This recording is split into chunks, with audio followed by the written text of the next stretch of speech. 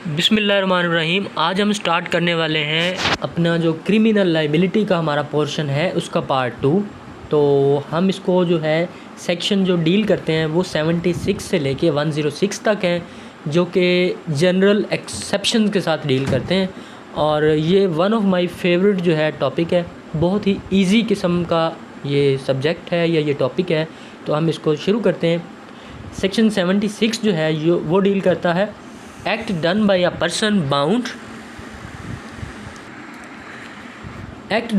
Person bound और by mistake of fact believing himself bound by law. ये जो हमारा चैप्टर है ये जनरल एक्सेप्शन जो है ये इसमें कहते हैं हम लॉ में कि ये एक कह लेंगे आप सर्कमस्टांसेस कुछ बता दिए गए हैं, ठीक है, जिनमें आप अगर कोई आम हालात में जो एक ऑफेंस होता है वो अगर इस चैप्टर में आप करेंगे, ये जो सूरत हाल बता दी गई हैं इन कंडीशंस में, इन सर्कमस्टांसेस में अगर कोई आप ऐसा एक्ट जो कि इन जनरल ऑफेंस है अगर आप यहाँ पे करेंगे तो वो क्या कहलाएगा, वो जनरल एक्सेप्शंस में जाएगा और वो ऑफेंस नहीं कहलाएगा। अब वो कौन कौन सी सर्कमस्टांसेस हैं या कौन कौन से सेक्शंस हैं ये हमने पढ़ने 76 से लेके 106 तक। तो जो हमारा सेक्शन 76 है ये कहता है कि जनाब कोई भी बंदा, कोई ऐसा पर्सन जो कि लॉ की जानिब से बाउंड है, ठीक है, एक्ट करने के लिए, या फिर bye mistake of fact believing himself, या उसको ये लगता है कि वो किसी भी लॉ की जो है जानिब से, किसी भी लॉ की तरफ से वो बाउंड है या उस पर एक कानून ने एक ड्यूटी इम्पोज़ की है कि वो ये एक्ट करे, तो वो अगर ऐसा एक्ट कोई करेगा जो कि bound by law to do it है तो वो ऑफेंस नहीं कहलाएगा। इसकी वर्डिंग भी यही है, nothing is an offence which is done by a person वो इज़ और वो by reason of a mistake of fact and not reason of mistake of law in good faith believes himself to be bound by law to do it. आप इसकी illustration मज़ीद read करेंगे तो ये आपको क्लियर हो जाएगा। हमारे पास टाइम की चूँकि शॉर्ट है तो हम इलस्ट्रेशन को छोड़ के सिर्फ सेक्शंस या बेयर एक्ट रीडिंग करते हैं। नेक्स्ट है 77 एक्ट ऑफ ए जज व्हेन एक्टिंग जुडिशली, यानी कि जो एक्ट होगा जज साहिब का जब वो जुडिशली एक्ट कर रहे हैं तब कोई भी जो उनका एक्ट होगा वो क्या ऑफेंस नहीं कहलाएगा। नथिंग इज़ एन एक्ट, यानी कि 77 है, nothing is an offence which is done by a जज when acting judicially in exercise of any power which is or which in good faith he believes to be given to him by law। यानी कि अगर जज साहब को law कोई एक power देता है, यानी कि हमारा वैसे तो एक जनरल राइट है, बेसिक राइट है, हमारा फंडामेंटल राइट है जो हमें हमारा कॉन्स्टिट्यूशन देता है कि जनाब आप किसी भी बंदे को हवालात में या कन्फाइन नहीं कर सकते, हिरासत में नहीं रख सकते, लेकिन जज साहब के पास कानून ये एक पावर दे रहा है कि वो किसी भी बंदे को हवालात में बंद करवा सकते हैं, हिरासत में रखवा सकते हैं। तो फिर क्या होगा, उनको चूँकि ये लॉ बाउंड कर रहा है उनको ये ड्यूटी परफॉर्म करने के लिए, तो वो जो एक्ट होगा उनका वो क्या कहलाएगा, वो एक्ट ही कहलाएगा, ऑफेंस नहीं होगा। नेक्स्ट वन है 78 act done pursuant to the judgment और आर्डर ऑफ कोर्ट। अब कोई भी जो पर्सन है जो ऐसे एक्ट करता है जो कि ऑर्डर ऑफ कोर्ट की कंप्लाइंस के लिए या जजमेंट के लिए, अब इसकी एग्जांपल मैं आपको देता हूँ। अब कोई भी बैलफ है वो ऑर्डर ऑफ कोर्ट लेके जाता है पुलिस स्टेशन में। अब जो सेक्शन 491 की रिट लगी है, ठीक है, सेशन कोर्ट में। अब सेशन कोर्ट ने कोई भी बंदा बरामद करवाने के लिए थाने में कोई बैलफ भेज दिया। अब बैलफ साहब थाने की अगर हिरासत में बंदा उन्होंने गैर कानूनी रखा हुआ है तो वहाँ से बंदे को निकलवा लेगा। अब वैसे तो अगर थाने से आम कोई पर्सन अगर बंदा लेगा तो वो गैर कानूनी है। अगर बैलफ अपनी ड्यूटी परफॉर्म करने के लिए कोई ऐसा एक्ट करेगा, हिरासत से बंदा छुड़वाएगा, तो वो क्या होगा, वो उसका ऑफेंस नहीं होगा। नेक्स्ट है, आई होप ये आपको भी समझ आ गया होगा। नेक्स्ट है 79 हमारा, ये बहुत इजी से हैं इसीलिए आपको एग्जांपल के साथ समझाते जाते हैं। Act done by person justified और by mistake of fact believing himself justified by law, यानी कि अब कोई भी पर्सन ऐसा एक्ट करता है जो उसका एक्ट लॉ ने जस्टिफाइड किया हुआ है, लॉ उसको प्रिविलेज दे रहा है, या फिर उसको ये एक मिस्टेक ऑफ फैक्ट है कि जनाब ये मुझे जस्टिफाइड बाय लॉ है, ठीक है, बाय मिस्टेक ऑफ फैक्ट उसको लगता है, सॉरी। तो फिर क्या होगा, फिर भी अगर कोई बंदा एक्ट करेगा तो वो ऑफेंस नहीं कहलाएगा अगर उसने वो गुड फेथ में किया है। Nothing is an offence which is done by a person who is justified by law, और who is by reason of mistake of fact and not by reason of mistake of law in good faith believes himself to do be justified by law in doing it।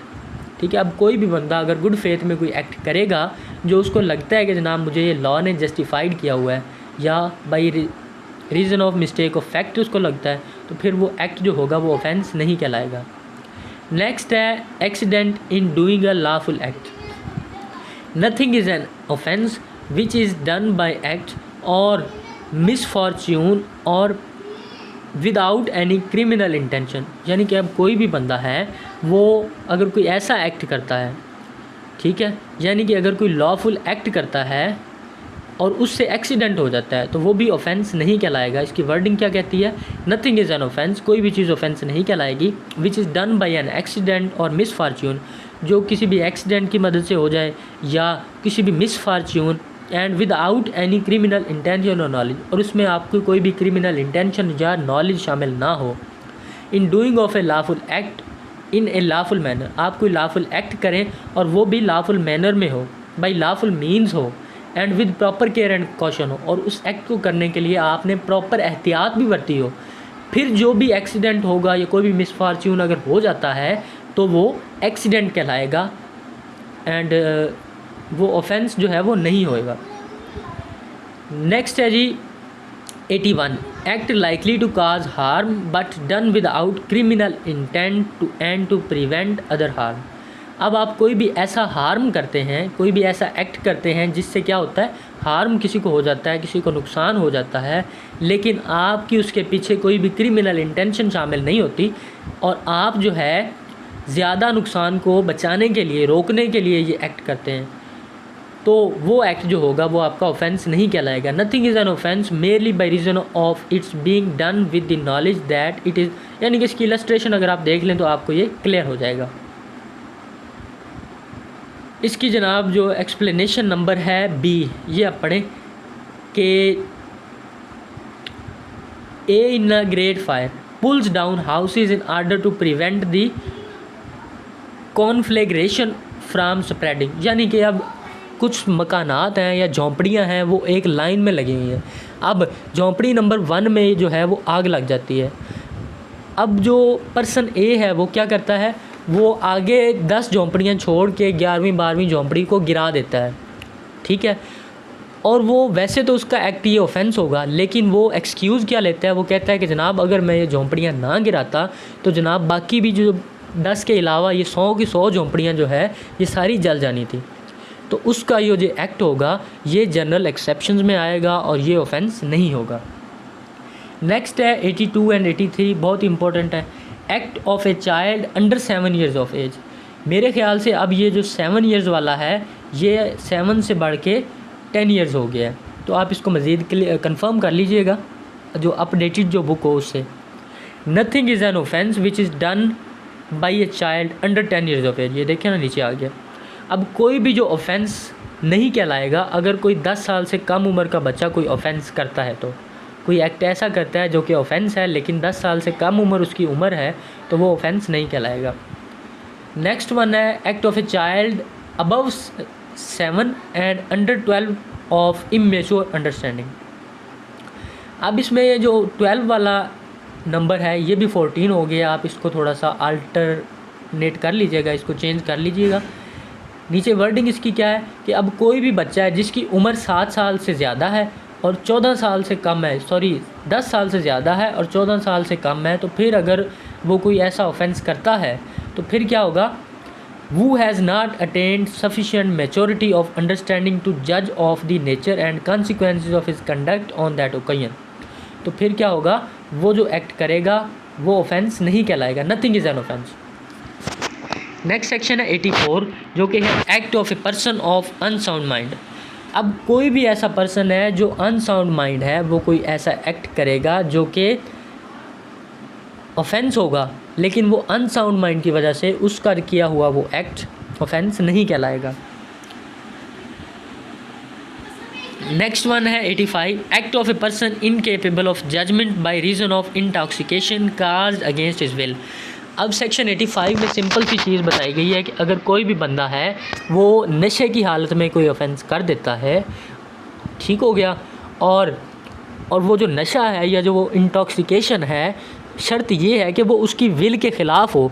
ये नहीं हो कि वो खुद कहे जनाब मुझे नशा पिला दें और मैं जाके कोई बंदे किसी को मार देता हूँ और वो जो है मैं जनरल एक्सेप्शन में आ जाऊँगा। ऐसा नहीं है।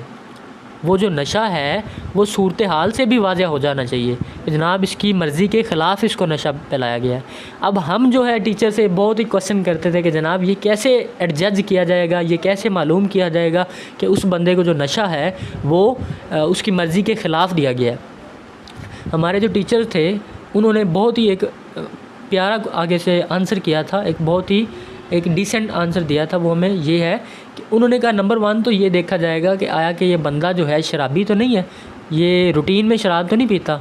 अगर तो ये रूटीन में पीता है तो फिर उसका जो है वो ब्लड टेस्ट जो होगा उसमें आ जाएगा और उस बंदे को ये इस सेक्शन के तहत कोई भी प्रिविलेज नहीं मिलेगा।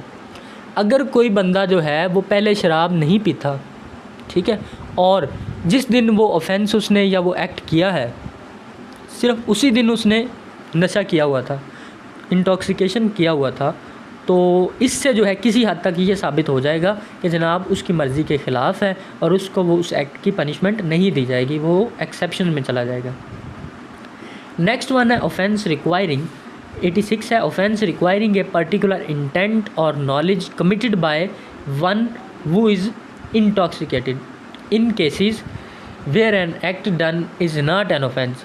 यानी कि अब तमाम वो केसेस जहाँ पे आप कोई भी ऐसा एक्ट करते हैं जो कि ऑफेंस नहीं कहलाता, नहीं कहलाएगा जब तक done with a particular knowledge, आप उसमें अपना किसी मखसूस नॉलेज से, मखसूस इरादे से ना उसको करें, या फिर अ person who does the act in A state of intoxication. अब कोई भी बंदा है जो कि इंटॉक्सिकेशन की हालत में कोई ऑफेंस करता है, shall be liable to be dealt with in, उसको कानून के मुताबिक डील किया जाएगा। कब किया जाएगा?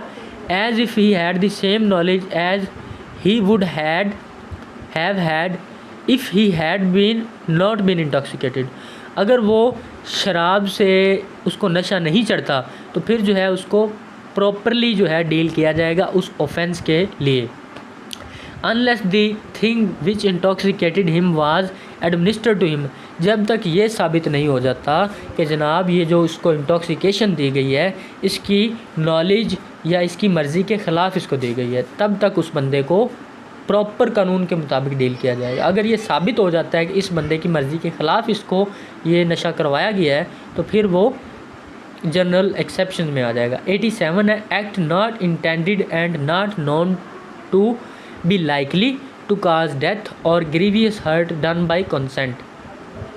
अब जो है अगर आप अपनी कंसेंट दे देते हैं, ठीक है, कि जनाब कुछ भी हो जाए तो इस एक्ट के लिए आप ज़िम्मेदार नहीं हैं। इसकी एग्ज़ाम्पल एक सिंपल से यही है कि आप अगर क्रिकेट ग्राउंड में जाते हैं या प्लेयर्स जाते हैं कबड्डी खेलने, तो वो किसी फॉर्म पे साइन करते हैं कि जनाब अगर ड्यूरिंग गेम हमारी कोई हड्डी वगैरह टूटती है या हमें कोई भी नुकसान होता है कि उसके लिए जो ये कोई भी पर्सन ज़िम्मेदार नहीं होगा, उसके लिए हम खुद रिस्पॉन्सिबल होंगे। तो उसके बाद अगर उनको कोई लॉस होता है, कोई नुकसान होता है, तो उसके लिए कोई भी पर्सन ज़िम्मेदार नहीं होगा और ना ही ये ऑफेंस होगा। नेक्स्ट वन है, act not intended to cause death done by consent in good faith for person's benefit. अब कोई ऐसा एक्ट है जो किसी भी बंदे की जो है फ़ायदे के लिए किया जाना है, ठीक है, और उसकी कंसेंट भी उसमें शामिल है, तो वो जो एक्ट होगा, ठीक है, वो ऑफेंस नहीं होगा। लेकिन वो कह रहे हैं इसमें किसी की भी डेथ कॉज करना शामिल नहीं है। Nothing which is not intended to cause death, वो कह रहे हैं कि इसमें जो है किसी की डेथ कॉज करना ये शामिल नहीं है। बाकी चीज़ें जो हैं वो ऑफेंस नहीं कहलाएंगी। Is an offence, nothing is an offence by reason of any harm which it may cause और be intended by the doer to cause और be known by the doer to be likely to cause. यानी कि दोनों person को पता है, जब कबड्डी खेलने जाते हैं तो दोनों को पता है कि मुझे कुछ भी हो सकता है, मेरी कोई हड्डी पसली टूट सकती है, उसके बावजूद वो खेलने जाते हैं। तो फिर क्या होगा, अगर उसका कोई मामला होता है, उसको कोई ख़तरा होता है या उसकी कोई हड्डी पसली टूटती है, तो कोई भी उसके लिए लायबल नहीं होगा और ना ही ये जो है एक ऑफेंस होगा। सॉरी, इसकी जो एग्ज़ाम्पल है वो ये है कि कोई सर्जन वाली एग्ज़ाम्पल है कि कोई भी सर्जन है वो किसी पर्सन का ऑपरेशन करता है, ठीक है, उसको क्या होती है, अपेंडिक्स होती है, उसकी अपेंडिक्स निकालने के लिए ऑपरेशन करता है, ठीक है, और प्रॉपर उसमें अपना केयर एंड कॉशंस जो है, जो प्रिकॉशनरी मेजर्स हैं वो भी अडॉप्ट करता है। उसके बावजूद भी पर्सन की डेथ हो जाती है तो फिर जो डॉक्टर होगा उसके लिए लायबल नहीं होगा। नेक्स्ट वन है जी, act done in good faith for benefit of child और insane person by consent of guardian. यानी कि आप कोई ऐसा एक्ट करते हैं जो किसी भी चाइल्ड के या इंसेन पर्सन के बेनिफिट के लिए है, ठीक है, और उसमें आप गार्डियन की कंसेंट भी लेते हैं, तो फिर भी अगर किसी भी उस चाइल्ड को या इंसेन पर्सन को कोई लॉस हो जाता है तो फिर जो है आप उसके लिए लायबल नहीं होंगे और ना ही ये ऑफेंस होता है अगर आप वो गुड फेथ में करते हैं तो। नेक्स्ट वन है 90। अब जो है सेक्शन 90 ये कह रहा है कि जनाब अगर कोई भी आप कंसेंट जो है किसी को डरा धमका के या मिसकंसेप्शन में लेंगे तो वो जो कंसेंट होगी वो जो है कंसेंट नहीं होगी, वो कंसेंट के मानी में नहीं आएगी। नंबर 1 ये कह रहा है। नंबर जो 2 है वो है कंसेंट ऑफ इनसेन पर्सन। अगर आपको कोई भी इनसेन पर्सन है वो कोई भी अगर कंसेंट दे देता है तो वो भी जो है कंसेंट नहीं कहलाएगी। If the consent is given by a person who from unsoundness of mind intoxication is unable to understand the nature and consequences. शर्त ये है कि वो जो पर्सन इनसेन पर्सन है वो nature and consequences of the consent के ना समझ पाए तो वो भी कंसेंट नहीं कहलाएगी। नेक्स्ट है consent of child.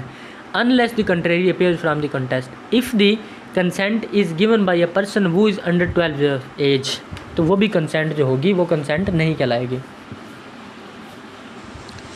Next one है 91 exclusion of acts which are offence independently of harm caused. अब जो कुछ एक्ट्स हैं वो क्या करते हैं, उनको एक्सक्लूड किया जाएगा जो कि क्या है, जो कि अगर इंडिपेंडेंट हो तो वो ऑफेंस होंगे। इसमें ये कह रहे हैं the exceptions in section 87, 8 and 9 do not extend to the acts which are offenses independently of any harm which they may cause or be intended to cause। जो कोई भी जो है नुकसान, ठीक है, जो वो काज कर सकते हैं या उनको काज करने का इरादा हो या उनको पता हो कि ये नुकसान हो सकता है किसी भी बंदे को जो कंसेंट दे रहा है, ठीक है, या जिस बंदे की बिहाफ पे वो कंसेंट दी जा रही है तो वो क्या कहलाएंगी, उस पे भी वो एक्सेप्शंस अप्लाई नहीं होंगी। नेक्स्ट वन है 92 act done in good faith for benefit of a person without consent. अब कोई भी एक्ट है जो कि गुड फेथ में किया गया है और वो एक्ट क्या कहलाएगा, किसी भी पर्सन की बेनिफिट के लिए है। अगर वो आपने उसकी कंसेंट के ख़िलाफ़ भी कर दिया है, उसकी मर्ज़ी नहीं भी है, लेकिन उसके बावजूद आप उसके फ़ायदे के लिए वो एक्ट कर रहे हैं तो वो भी ऑफेंस नहीं कहलाएगा, गुड फेथ में किया है आपने तो। इसकी ये कुछ प्रोवाइज़ो भी हैं।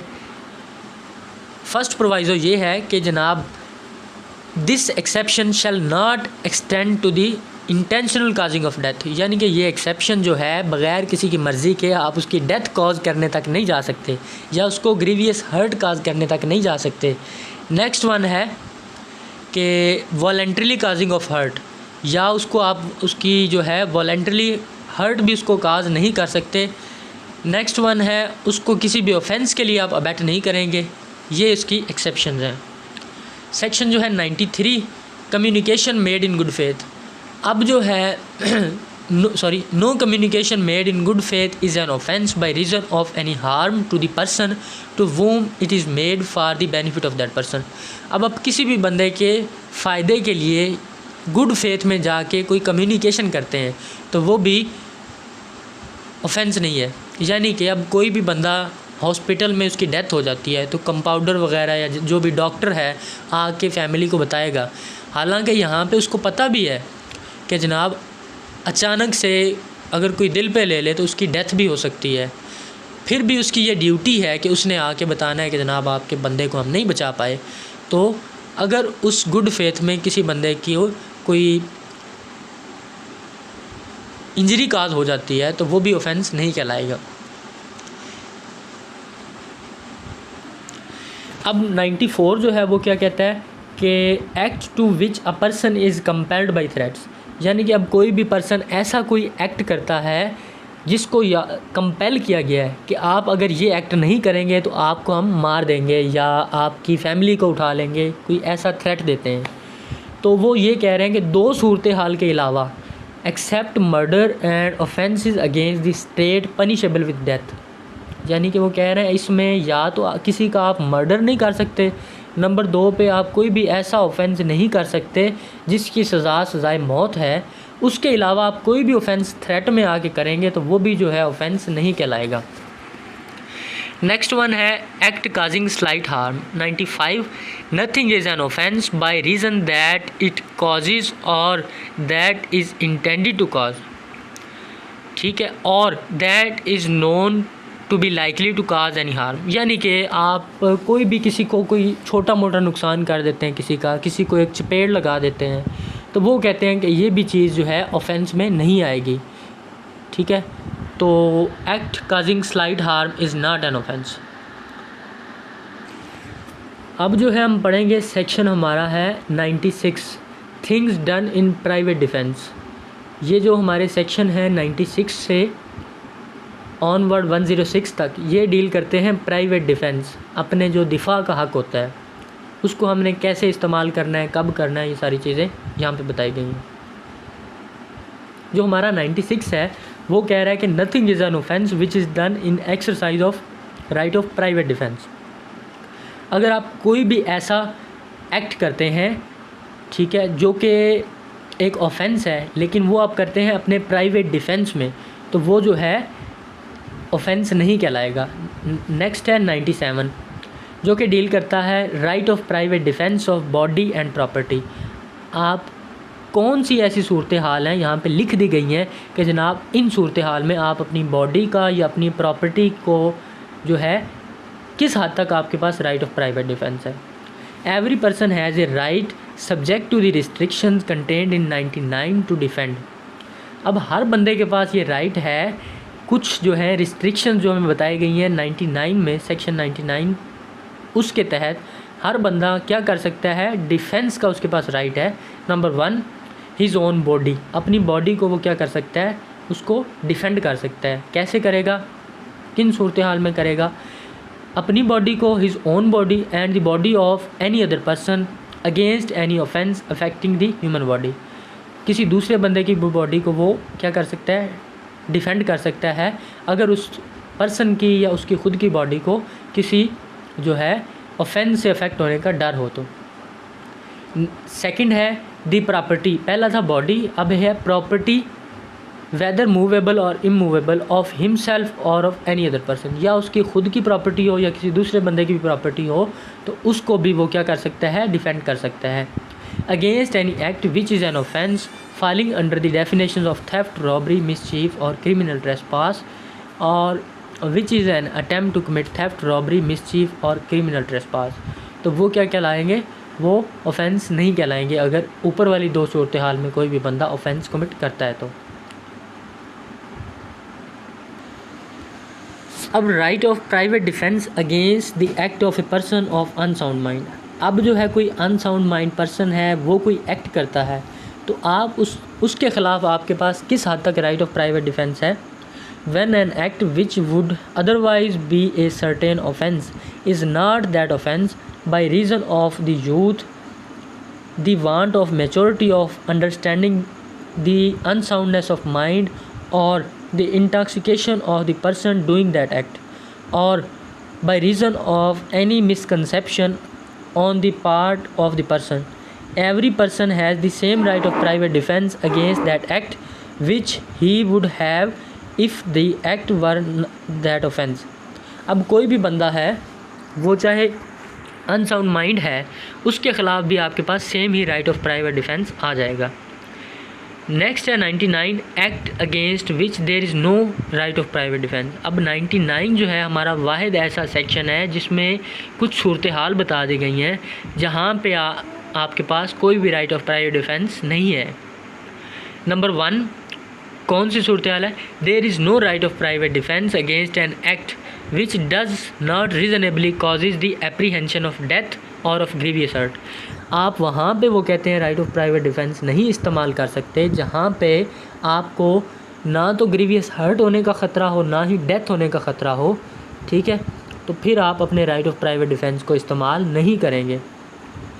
या फिर ऐसी सूरत हाल में आप अपना राइट ऑफ प्राइवेट डिफेंस इस्तेमाल नहीं करेंगे जहाँ पे attempted to be done by the public servant acting in good faith, जहाँ पे कोई ऐसा अटेम्प्ट जो है पब्लिक सर्वेंट ने की है, ठीक है, या फिर किसी भी ऑफिस ने की है, या कोई भी ऐसा एक्ट है जिसको लॉ जस्टिफाइड करता है, आप उसके ख़िलाफ़ जो है वो इस्तेमाल नहीं कर सकते right of private defence. Second one है there is no right of private defence against an act which does not reasonably causes the apprehension of death or grievous hurt if done or attempt to be done by the direction of public servant। जहाँ कहीं पे भी कोई ऐसा act जो कि एक offence है वो किसी भी पब्लिक सर्वेंट ने उसको डायरेक्ट किया है, तो फिर भी वो वहाँ पे भी आप राइट ऑफ प्राइवेट डिफेंस जो है वो इस्तेमाल नहीं करेंगे। नेक्स्ट है there is no right of private defence in cases in which there is time to have recourse. आप वहाँ पे भी राइट ऑफ प्राइवेट डिफेंस इस्तेमाल नहीं करेंगे जहाँ पे आपके पास मुनासिब टाइम हो कि आप वहाँ से भाग सकते हैं, अपने आप के लिए अपने आप को प्रोटेक्ट कर सकते हैं, ठीक है, अपने आप को किसी भी पब्लिक अथॉरिटी के सामने ले जाके पेश कर सकते हैं, तो फिर आप जो है राइट ऑफ प्राइवेट डिफेंस इस्तेमाल नहीं कर सकते। एक्सटेंड टू विच राइट में बी एक्सरसाइज, और ऐसी सूरत में आप कहाँ तक राइट ऑफ प्राइवेट डिफेंस इस्तेमाल कर सकते हैं उसमें बताया गया है the right of private defence in no case extends to the inflicting of more harm than is necessary to inflict for the purpose of defence. इससे ज़्यादा आप किसी भी पर्सन को जो है वो इस हद तक जो है वो इन्फ्लिक्ट नहीं करेंगे। इस सेक्शन में वो ये कह रहे हैं कि जनाब आप उस हद तक राइट ऑफ प्राइवेट डिफेंस को इस्तेमाल करेंगे कि जिस हद तक आप अपने आप को बचा सकें, इससे ज़्यादा आप जो है राइट ऑफ प्राइवेट डिफेंस इस्तेमाल नहीं करेंगे। नेक्स्ट है 100 when the right of private defence of body extend to causing death, यानी कि आप कौन सी ऐसी सूरत हाल हैं जहाँ पे आप किसी दूसरे बंदे को उसकी डेथ भी कॉज कर सकते हैं, आपके पास इस हद तक राइट ऑफ प्राइवेट डिफेंस आ जाएगा। नंबर 1 वो ये बता रहे हैं कि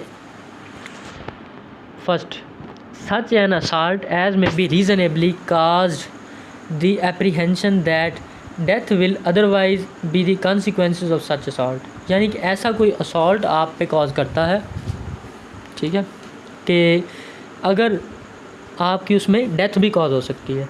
नंबर 2 है such an assault as may reasonably cause the apprehension that grievous hurt will otherwise be the consequences of such assault। आपको ग्रीवियस हर्ट भी हो सकती है, उसमें भी आप जो है किसी बंदे को राइट ऑफ प्राइवेट डिफेंस इस्तेमाल कर सकते हैं, उसकी डेथ भी कॉज कर सकते हैं। थर्ड वन है intention of gratifying unnatural lust, जब आपको अननेचुरल लस्ट का भी ख़तरा हो तब भी आप किसी की डेथ कॉज कर सकते हैं। आपको किडनैपिंग का, अबडक्शन का ख़तरा हो या फिर आपको रॉन्गफुली कन्फाइनिंग का ख़तरा हो तो फिर भी आप किसी की डेथ कॉज कर सकते हैं। 101 क्या कहता है? 101 है when such right extend to causing any harm other than death. अब कौन कौन सी सूरत हाल हैं जिनमें आप किसी भी बंदे को हार्म नहीं कर सकते लेकिन उसकी डेथ कॉज कर सकते हैं? In the offence be not of any of the description enumerated in the last proceeding section, यानी कि वो कह रहे हैं कि ऊपर जो सूरत हाल बता दी गई हैं उनके अलावा the right of private defence of body does not exceed the voluntary causing of death to the assailant, but लेकिन वो इसमें ये कह रहे हैं कि आप किसी की डेथ कॉज नहीं कर सकते लेकिन क्या कर सकते हैं, but does extend under the restrictions mentioned in section 99। Section 99 में जो रिस्ट्रिक्शंस लिख दी गई हैं उनके तहत to the voluntary causing the assailant of any harm other than death. आप किसी भी जो असेलियंट है जो आपको असॉल्ट कर रहा है उसकी आप डेथ के अलावा कोई भी हार्म उसको कर सकते हैं। 102 है commencement and continuance of right of private defence of the body, कि कब आपका right of private defence commence होगा और कब तक आप उसको कंटिन्यू कर सकते हैं। The right of private defence of body commences as soon as the apprehension of danger to the body arises from an attempt. ठीक है, यानी कि जब आपको जो एप्रीहेंशन ऑफ डेंजर है, एप्रीहेंशन का डेंजर जो है वो अराइज होता है तब से लेके, या फिर आपको threat to commit the offence, जब आपको थ्रेट होता है कि आपका ऑफेंस कमिट होगा तब से लेके आपका जो राइट ऑफ प्राइवेट डिफेंस है वो शुरू हो जाता है। And it continues as long as such apprehension of danger to the body continues, और जब तक वो डेंजर कंटिन्यू रहेगा तब तक आपका जो राइट ऑफ प्राइवेट डिफेंस है वो भी कंटिन्यू रहेगा। अब 103 क्या कहता है? 103 है when the right of private defence of property extend to causing of death. ऊपर था कि कब तक आप बॉडी के लिए, और इसमें है कि कब आप अपनी प्रॉपर्टी के राइट ऑफ प्राइवेट डिफेंस के लिए किसी की डेथ कॉज कर सकते हैं। नंबर 1 है कि आपकी प्रॉपर्टी को रॉबरी का ख़तरा हो, हाउस ब्रेकिंग बाय नाइट हो, इन सूरत हाल में आप डेथ कॉज कर सकते हैं। थर्ड है mischief by fire committed on A building, tent और वेसल हो, तब भी आप किसी की डेथ कॉज कर सकते हैं। विच बिल्डिंग, टेंट और vessel is used as a human dwelling, और उस बिल्डिंग या उस टेंट में, वेसल में क्या हो, इंसान रह रहे हो, और as a place for the custody of property, या उस बंदे की कोई प्रॉपर्टी वहाँ पे मौजूद हो। फोर्थली थेफ्ट, मिसचीफ और हाउस ट्रेसपास का आपको ख़तरा हो। Under such circumstances as may reasonably causes apprehension that death or grievous hurt will be the consequences if such right of private defense is not exercised, और आपको ये यकीन हो कि अगर मैं अपना राइट ऑफ प्राइवेट डिफेंस इस्तेमाल ना करूँगा तो मुझे डेथ भी हो सकती है या ग्रीवियस हर्ट भी हो सकता है, तब आप अपना राइट इस्तेमाल कर सकते हैं। नेक्स्ट है 104 when such right extend to causing any harm other than death. अब आपने क्या करना है, अपनी प्रॉपर्टी को आप प्रोटेक्ट कर रहे हैं और डेथ के अलावा किन सूरतों में आप उस बंदे को हार्म कमिट कर सकते हैं। इस सेक्शन में वो सिंपल सा यही बता रहे हैं कि आप अपने राइट को, प्राइवेट राइट को, डिफेंस को जो है आपका राइट है, उसको एक्सरसाइज करते हुए अपनी प्रॉपर्टी को डिफेंड करने के लिए आप किसी भी बंदे को जो है डेथ के अलावा कोई भी हार्म कर सकते हैं, जो कि रिस्ट्रिक्शंस जो हैं सेक्शन 99 में लिख दी गई हैं उनको मद्देनज़र रखते हुए। ठीक है जी। नेक्स्ट है 105 commencement and continuance of right of private defence of property, के राइट ऑफ प्राइवेट डिफेंस जो प्रॉपर्टी के मुतल्लिक है वो कब आपका कमेंस होता है, कब कंटिन्यू रहेगा। इसमें भी वही चीज़ है कि right of private defence against property commences when a reasonable apprehension of danger to the property commences and continues until the जो डेंजर है वो रिमेन रहेगा। नेक्स्ट वन है 106 right of private defence against deadly assault when there is risk of harm to innocent person. If in the exercise of the right of private defence against an assault which reasonably causes the apprehension of death, the defender be so situated that he cannot effectually exercise that right without risk of harm to an innocent person, his right of private defense extend to running of that risk। इस section में simple से यही बात बता रहे हैं कि जो अब कोई भी पर्सन है वो अपना राइट ऑफ प्राइवेट डिफेंस इस्तेमाल कर रहा है, ठीक है, किसके ख़िलाफ़, असॉल्ट के ख़िलाफ़, और उसको ये कभी इम्कान है कि इस असॉल्ट से उसको डेथ भी हो सकती है।